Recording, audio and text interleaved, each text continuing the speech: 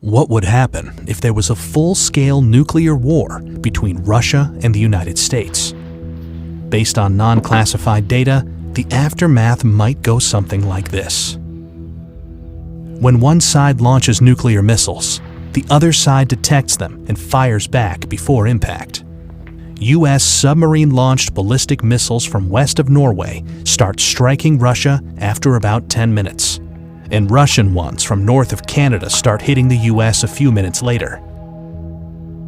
The very first strikes are high-altitude EMP attacks, frying electronics and power grids by creating an electromagnetic pulse of tens of thousands of volts per meter. The next strikes target command and control, as well as nuclear launch facilities. Land-based intercontinental ballistic missiles take about half an hour to arrive.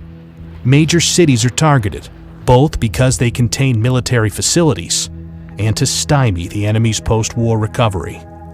Some cruise missiles take hours to reach their target.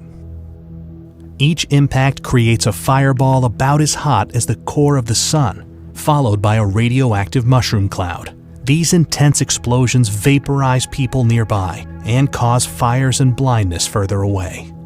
The fireball expansion then causes a blast wave that damages buildings, crushing nearby ones.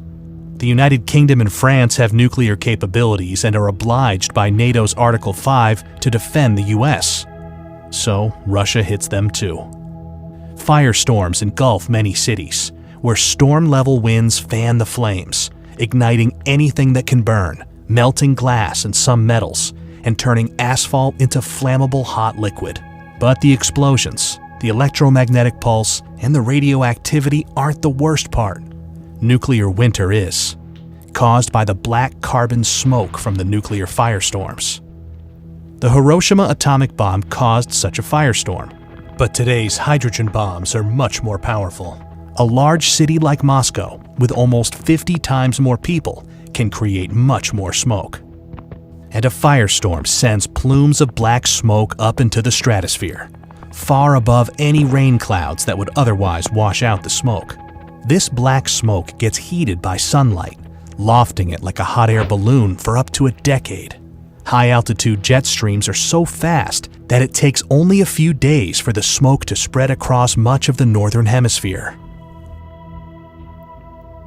In the meantime, Earth gets freezing cold, even during the summer, with farmland in Kansas cooling by about 20 degrees centigrade or 40 degrees Fahrenheit, and other regions cooling almost twice as much.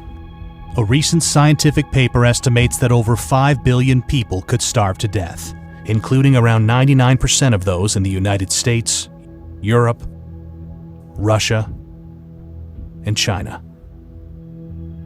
We obviously don't know how many people will survive a nuclear war. But if it's even remotely as bad as scientists think, then it has no winners, merely losers. It's easy to feel powerless, but the good news is that there is something you can do to help. Please share this video, because the more people know about nuclear war, the less likely it is that we'll start one.